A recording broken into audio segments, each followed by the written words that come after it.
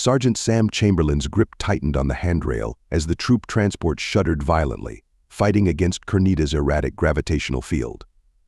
Through the viewport, he watched the planet's surface rush up to meet them, a swirling mass of deep greens and murky purples, occasionally split by flashes of bioluminescence. GravCon engaging in 3, 2, 1.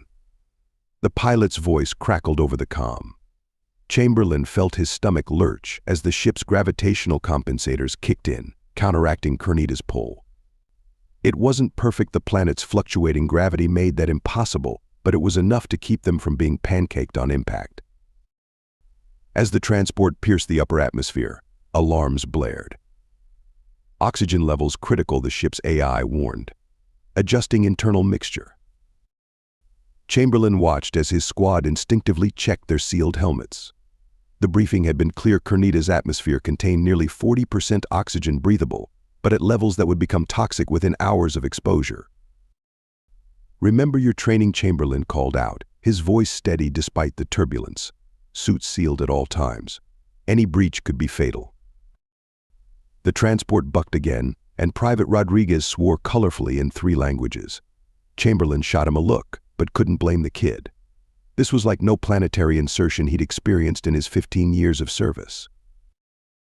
As they descended through thick cloud cover, Chamberlain's mind wandered to the briefing they'd received in orbit. Admiral Hibbert's hologram flickered slightly as she addressed the assembled officers. "Gentlemen, ladies, I won't sugarcoat this. We're jumping into one hell of a shitstorm." A 3D model of Kernita materialized, spinning slowly. "Our Arcturian allies discovered this planet 3 months ago. The first survey team lasted 6 hours before going dark. The second team, 12. The third," she paused, her expression grim.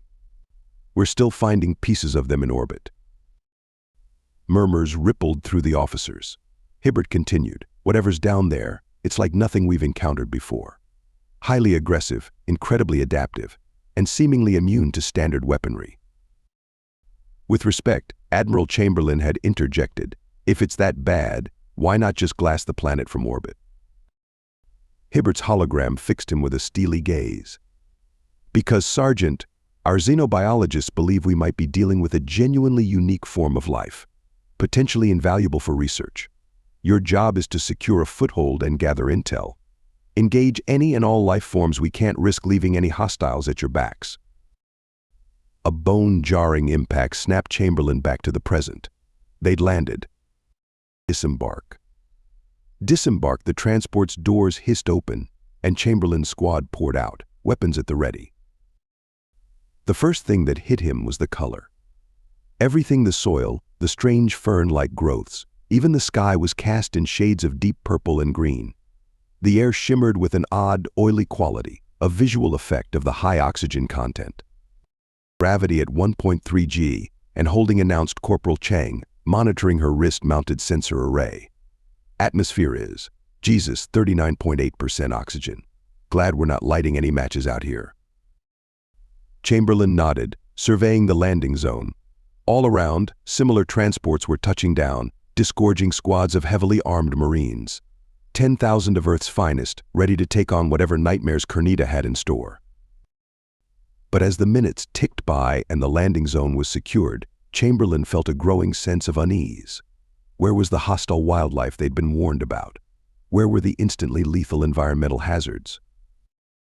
The planet was eerily silent, save for the occasional rustle of wind through the alien vegetation. Sarge Private Rodriguez approached, his young face visible through his helmet's transparent faceplate. "I don't like this. It's too quiet." Chamberlain was about to agree when a series of sharp cracks echoed across the landing zone. Weapons fire. "Contact south," someone shouted. "Some kind of giant rodents." More shots rang out, followed by the distinctive whine of plasma rifles discharging. Chamberlain's squad moved towards the commotion, weapons raised. They arrived to find a group of Marines standing over the smoking remains of several dog-sized creatures. The aliens resembled nothing so much as oversized rats, but with too many legs and skin that seemed to shift colors even in death. "They just charged right at us," a shaken private reported. didn't even try to evade. Chamberlain frowned. This didn't match the reports of highly intelligent, adaptive hostiles. Something wasn't adding up. Before he could ponder further, his comm crackled to life. It was Colonel Vega, the ground force commander. "All units, be advised. We're detecting some kind of structure 20 clicks north of the LZ. Thick forest between here and there. 1st Battalion will take point. Sergeant Chamberlain, your squad has point. Move out." Chamberlain acknowledged the order, then turned to his squad. "All right, people. Looks like we're taking a nature hike. Stay sharp, watch your sectors, and remember, on this planet, anything that moves is a potential threat." As they moved out, the strange alien forest looming before them, Chamberlain couldn't shake the feeling that they were being watched. He gripped his rifle tighter, eyes scanning the tree line. Whatever was waiting for them in those woods, he had a sinking feeling that the real battle for Kernita was just beginning. Sergeant Sam Chamberlain's boots sank into the spongy, purple-hued soil with each step. His squad moved in a tight diamond formation, weapons at the ready, as they pushed deeper into Kernita's alien landscape. The strange, fern-like vegetation had given way to towering structures that resembled trees, but with iridescent bark and leaves that seemed to pulse with an inner light. "Motion sensors going crazy," Sarge Corporal Chang muttered, her eyes fixed on her wrist display. "Can't get a solid read on anything. Too much interference." Chamberlain nodded grimly. "Stay sharp. Could be the atmosphere playing havoc with our tech, or..." He didn't need to finish the thought. They'd all been briefed on the possibility of life forms that could evade standard detection methods. As if on cue, a high-pitched shriek split the air. Private Rodriguez swung his plasma rifle towards the sound, but Chamberlain held up a fist, signaling the squad to hold position. A creature burst from the underbrush. It was roughly the size of a large dog, but that's where any resemblance to Earth fauna ended. Its body was a writhing mass of tentacles, crowned with a ring of eyes that gleamed with an unsettling intelligence. "Holy Ish!" Rodriguez's exclamation was cut short as the creature launched itself at him. 3 plasma bolts hit it in midair, turning it into a superheated mass that splattered against Rodriguez's armor. The private stumbled back, his suit's outer layer already beginning to dissolve the acidic remains. "You good?" Rodriguez Chamberlain asked, his voice tense. "Why, yeah, Sarge." Suit integrity holding. Before Chamberlain could respond, more shrieks echoed through the forest. Dozens of the tentacled monstrosities emerged, surrounding the squad. "Open fire!" Chamberlain roared. The air filled with the scream of plasma weapons and the acrid smell of burning alien flesh. In the chaos of the firefight, Chamberlain noticed something odd. The creatures, despite their fearsome appearance, were attacking with all the tactical sense of lemmings rushing off a cliff. They made no attempt to use cover or coordinate their assaults. It was as if... "They're hurting us," he realized with a start. "Fall back to that ridge. Don't let them flank us." The squad executed a fighting retreat, laying down suppressing fire as they maneuvered to higher ground. From their new vantage point, they could see more of the alien forest, and what they saw chilled Chamberlain to the bone. The trees were moving. Not swaying in the wind, but physically uprooting themselves and shuffling, ever so slowly, to create a tighter ring around the human soldiers. "Command, this is Sierra 17, Chamberlain barked into his comm. "We've got heavy xeno activity here and..." "Sir, you're not going to believe this, but the forest itself seems to be mobile, requesting immediate air support." Static crackled in response. Then, broken and faint negative. "Air support. Magnetic interference. Proceed to." "Structure." Chamberlain swore. They were on their own. As the last of the tentacled creatures fell, an uneasy silence settled over the forest. The trees had stopped moving, but Chamberlain couldn't shake the feeling that they were being watched. "Sarge," it was Chang, her voice uncharacteristically shaky. "You need to see this." She was kneeling by one of the fallen alien creatures, her sensor array hovering over its remains. The holographic display showed a cellular structure unlike anything Chamberlain had ever seen. It's not just one organism, Chang explained, her scientific background coming to the fore. It's like a colony of microorganisms, all working together to form a larger entity. And these readings, Sarge, I think it's still alive. Or parts of it are. As if to confirm her words, the creature's remains began to twitch and writhe. To Chamberlain's horror, he saw tendrils of the alien flesh beginning to extend towards the nearest trees, which seemed to bend down to meet them. "Move out," he ordered, his voice harsh with urgency. "Double time to the structure. Now." As they ran, Chamberlain's mind raced. The creature's suicidal attacks, the moving trees, the bizarre biology, it all pointed to something far stranger and more dangerous than they'd been prepared for. They emerged from the forest into a large clearing. In the center stood a massive structure that defied easy description. It seemed to be made of the same material as the trees, but formed into impossible geometries that hurt the eye to look at directly. "What the hell is that?" Rodriguez breathed, voicing the thought on everyone's mind.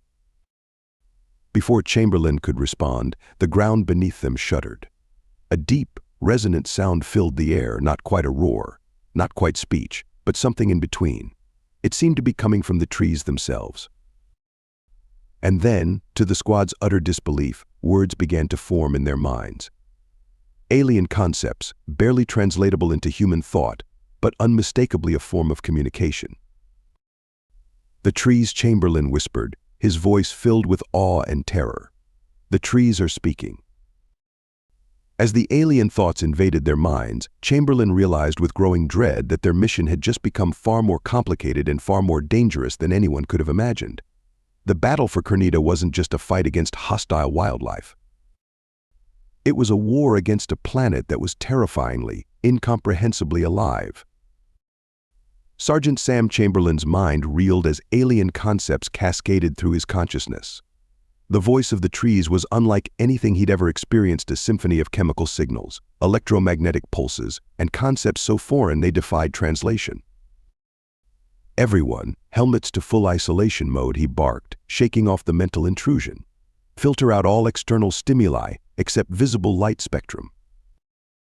As his squad complied, the alien thoughts faded, leaving behind a ringing silence and the dawning horror of their situation. Sarge Chang's voice trembled slightly. "What the hell is going on?" Before Chamberlain could respond, the ground beneath them began to undulate. What they had taken for normal soil revealed itself to be a living, moving mass. Roots and tendrils erupted from the earth, writhing like serpents. "All back to the structure," Chamberlain ordered, firing his plasma rifle at the encroaching vegetation. The superheated bolts seared through the alien flora, but for every tendril destroyed, 2 more took its place. As they retreated, Chamberlain noticed with growing dread that the trees were no longer even pretending to be normal plants. Massive trunks split open like maws, dripping with phosphorescent fluids. Branches twisted and reformed into appendages that grasped at the fleeing humans. They reached the base of the alien structure, its bizarre geometry now seeming almost welcoming compared to the nightmare forest surrounding them. "Rodriguez, Chang, find us a way in," Chamberlain shouted over the cacophony of splintering wood and plasma fire. "Johns, Weber, suppressing fire on our 6. As Rodriguez and Chang frantically searched for an entrance, Chamberlain took stock of their situation. His HUD showed ammunition levels dropping rapidly, and the squad's life support systems were working overtime to filter out Kernita's toxic atmosphere. A massive shadow fell over them. Chamberlain looked up to see a colossal tree looming overhead, its trunk easily 100 meters in diameter.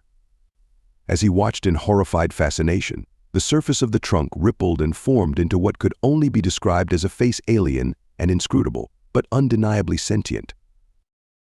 "Holy Mother of," Weber's exclamation was cut short as a root tendril wrapped around his leg, yanking him off his feet. Chamberlain dove, catching Weber's hand just before he was dragged into the churning mass of vegetation.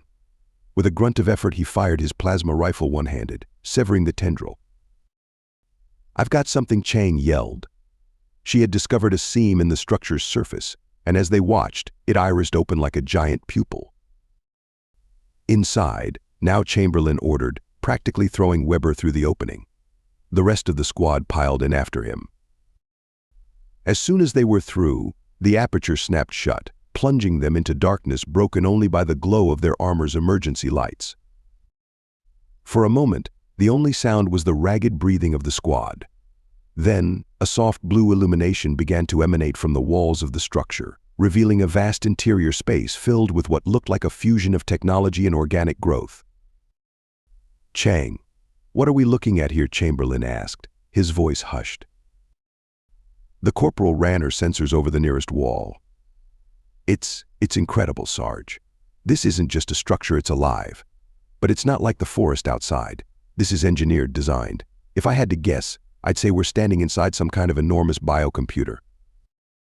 A deep thrumming filled the air, and holographic displays sparked to life around them. Alien symbols and diagrams floated in the air, shifting and changing too rapidly for the human eye to follow. "Can you make sense of any of this?" Chamberlain asked. Chang shook her head. "Not yet, but give me time. Our translators are already working on deciphering the basic syntax." Suddenly, Rodriguez called out from where he'd been examining the far wall. "Sarge, you're going to want to see this." Chamberlain jogged over, his stomach dropping as he saw what had caught the private's attention. Embedded in the living wall was what was unmistakably a human skeleton. That's not possible," Weber stuttered. "We're the first humans on this planet." Chamberlain's mind raced. "Unless we're not. Chang, carbon date that skeleton. Now." As Chang worked, a new sound filled the chamber, a rhythmic pulsing that seemed to come from the very walls themselves. With a start, Chamberlain realized it matched the cadence of a human heartbeat. Sarge Chang's voice was barely a whisper. "The skeleton. It's over 10,000 years old."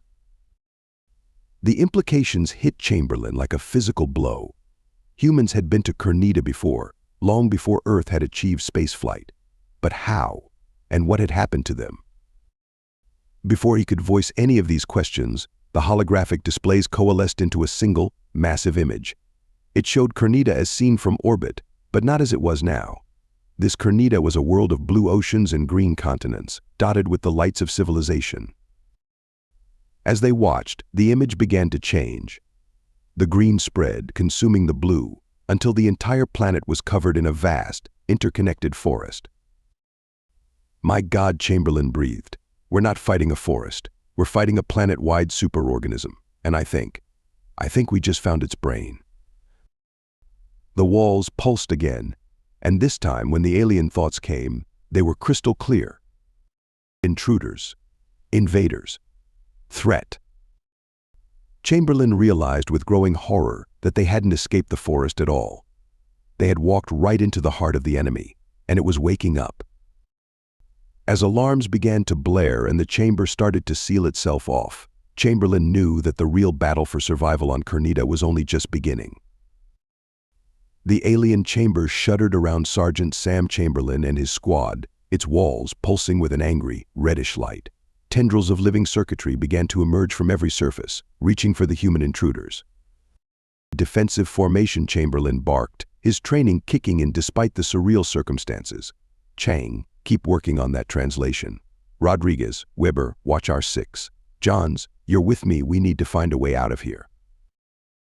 As the squad moved into position, Chamberlain's mind raced. The revelation of ancient human presence on Cornita had thrown everything into question. Who were they? How did they get here? And what role did they play in creating this? A tendril lashed out, nearly snagging Weber's arm. He severed it with a precise plasma burst, but more were already growing to replace it. Sarge Chang called out, her voice tense with concentration. "I'm making progress on the translation, but it's like trying to understand quantum physics in interpretive dance. This thing doesn't think like us." Chamberlain nodded grimly. "Do what you can. Priority is finding a way to communicate, or at least to make it stop trying to kill us." As if in response to his words, a new hologram flickered to life in the center of the chamber. It showed a time-lapse of Cornita's transformation, continents consumed by spreading forest, oceans receding, the entire planet slowly transforming into the superorganism they now faced. Look there, Johns pointed to a series of structures appearing and disappearing on the holographic planet's surface. Those look like cities, but they're being absorbed by the forest. Chamberlain squinted at the image. Not absorbed, he realized with a chill. Integrated. Whatever civilization built this place, they didn't die out. They became part of it. A haunting thought struck him. Chang, that skeleton we found. Could it be? Could the humans who came here have joined this thing? Before Chang could respond, the chamber lurched violently. The squad stumbled, and Chamberlain heard the distinct crack of a faceplate breaking. "Weber's down," Rodriguez shouted. "His suit's been breached." Chamberlain turned to see Weber on the ground, clawing at his helmet as Cornita's hyperoxygenated atmosphere began to flood his suit. The private's eyes were wide with panic, his skin already starting to redden from oxygen toxicity. Without hesitation, Chamberlain rushed to Weber's side. He yanked a patch kit from his belt and slapped it over the crack in the faceplate. The nanomaterials in the patch spread out, sealing the breach. "Purge his suit," Chamberlain ordered. Rodriguez complied, activating the emergency atmospheric purge. Weber gasped as his suit rapidly cycled out the toxic air, replacing it with a safe breathing mixture.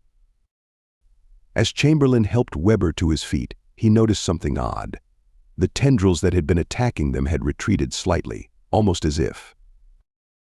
"It's curious," Chang said, voicing Chamberlain's thoughts. I think it's studying us. Our technology, our biology, how we work together. It's learning." A new series of symbols appeared in the air around them. This time, instead of the angry red, they pulsed with a softer, bluish light. Chang's eyes widened as she studied her translation software. "Sarge, I think it's trying to communicate again, but this time, it's asking questions." Chamberlain made a split-second decision. "Respond," he ordered. "Tell it we're not here to harm it. We want to understand." As Chang worked to convey their message, the chamber's atmosphere seemed to shift. The sense of hostility diminished, replaced by an almost palpable feeling of curiosity. New holograms sprang to life, showing detailed images of human anatomy, snippets of Earth languages, fragments of human history. It was as if the entire structure was rifling through some vast database of human knowledge. It must have gathered this information from the humans who came before, Chamberlain mused. But why show us now? Suddenly, the holograms coalesced into a single image, a group of humans in ancient-looking spacesuits, standing before a massive tree-like structure. As they watched, the humans removed their helmets and approached the tree. Tendrils emerged, enveloping the humans, and then the image cut off abruptly. The chamber fell silent. "What happened to them?" Rodriguez whispered, his voice thick with dread. Before anyone could respond, a new message appeared, this time in recognizable English. "Join us." The words hung in the air, both an invitation and a threat. Chamberlain felt a chill run down his spine as he realized the true nature of their situation. They weren't just fighting for survival against a hostile alien force. They were facing a choice that could alter the very definition of humanity. As if to underscore the point, the walls of the chamber began to shift and open, revealing passages leading deeper into the structure, deeper into the heart of Cornita itself. Chamberlain looked at his squad, seeing the mix of fear, awe, and determination on their faces. He knew that whatever they decided, there was no going back. The fate of not just their mission, but possibly all of humanity, hung in the balance. "Orders?" Sarge Chang asked, her voice steady despite the enormity of their situation. Chamberlain took a deep breath, weighing their options. Stay and try to learn more. Attempt to escape and warn the rest of the expeditionary force. Or take the unthinkable step of accepting Cornita's offer. As the alien structure hummed around them, awaiting their decision, Chamberlain steeled himself for what he knew would be the most important choice of his life. "We move forward," he said finally, "but we do it on our terms. We're here to learn, not to be assimilated. Chang, can you convey that?" Chang nodded, her fingers flying over her translator. The chamber pulsed once in response, and one of the passages widened invitingly. "Lock and load, "People," Chamberlain ordered, hefting his plasma rifle. "We're about to go deeper into this rabbit hole than anyone in human history. Stay sharp, stay together, and remember we're Marines. Whatever this place throws at us, we adapt and overcome." With a collective deep breath, the squad moved towards the passage, ready to face whatever wonders and horrors awaited them in the living heart of Kernita. Sergeant Sam Chamberlain led his squad through the twisting, organic corridors of Kernita's central nervous system. Each step took them deeper into the planet's mysteries, the walls pulsing with bioluminescent data streams that Chang struggled to decipher. Sarge Rodriguez called out, his voice tense. "I'm picking up comm chatter. Sounds like the rest of the expedition is mounting a rescue op." Chamberlain felt a mix of relief and dread. "Can you get a message out?" Rodriguez shook his head. "Negative. We can receive, but this structure's blocking all outgoing signals." Before Chamberlain could respond, the passage ahead of them opened into a vast chamber. At its center stood a massive tree-like structure, its trunk composed of intertwined data tendrils that reached towards a canopy of holographic displays. "My God," Chang breathed. "I think this is it. The central node of Kernita's consciousness." As they approached, new holograms sprang to life around them. They showed scenes of devastation, human forces battling against waves of animate plant life, dropships being swarmed by flying creatures that seemed to be part plant, part animal. "The expedition," Weber said, his voice hollow. "They're being slaughtered." Chamberlain's mind raced. They needed to find a way to stop this, to communicate with both Kernita and the human forces before it was too late. Suddenly, a familiar voice crackled through their comms. "This is Colonel Vega to all units. We've located the source of the hostile activity. Preparing to deploy the PEST device. All units, fall back to minimum safe distance." Chamberlain's blood ran cold. PEST, Planetary Ecosystem Sterilization Technology. A weapon of last resort, designed to wipe out all organic life on a planet's surface. "We have to stop them," Chamberlain said, his voice heavy with the weight of the decision. "If they deploy that device, they'll not only destroy Kernita, but potentially wipe out a unique form of life in the galaxy." "But Sarge," Johns protested, "that thing out there is killing our people." Chamberlain turned to Chang. "Is there any way we can use this node to communicate with Kernita, to make it understand the threat?" Chang bit her lip, studying the complex data flows around them. "Maybe. But Sarge, if we do this, we might have to interface directly with the system. There's no telling what that could do to us." The implications hung heavy in the air. Direct neural interface with an alien intelligence could mean loss of self, assimilation, or worse. Chamberlain looked at his squad, saw the fear and determination in their eyes. "I'll do it," he said finally. "The rest of you, find a way to boost our comms. We need to warn the colonel about what's really going on here." As his squad scrambled to action, Chamberlain approached the central trunk. Tendrils of light reached out, wrapping around his arms, his legs, his helmet. "Here goes nothing," he muttered, and opened his mind to Kernita. The experience defied description. In an instant, Chamberlain was everywhere and nowhere. His consciousness expanded to encompass the entire planet. He saw through millions of eyes, felt the pulse of sap through countless veins, tasted sunlight and soil in the cold vacuum of space. And he understood. Kernita wasn't hostile. It was afraid. Afraid of the humans, yes, but more than that, afraid of a threat from beyond the stars. The planet had transformed itself into a vast, living weapon to defend against an enemy it had been expecting for millennia. With titanic effort, Chamberlain focused his thoughts, projecting images of peace, of cooperation, of humans and Kernita working together against this common threat. Outside his mindscape, alarms blared. "Sarge," it was Rodriguez's voice, sounding distant and muffled. "The PEST device has been launched. Impact in 5 minutes." Chamberlain redoubled his efforts, pleading with Kernita to trust them, to help them stop the weapon. He felt the vast intelligence considering, weighing millennia of isolation against the possibility of alliance. Then, decision. Chamberlain's consciousness snapped back to his body. He stumbled, caught by Weber before he could fall. Did it work? Chang asked, her eyes wide. Before Chamberlain could answer, the chamber hummed with power. Holographic displays showed the PEST device entering the atmosphere, then stopping, held in place by an invisible force. "It's a planetary defense system," Chamberlain said, his voice filled with awe. "This whole transformation, it wasn't just random evolution. It was preparation."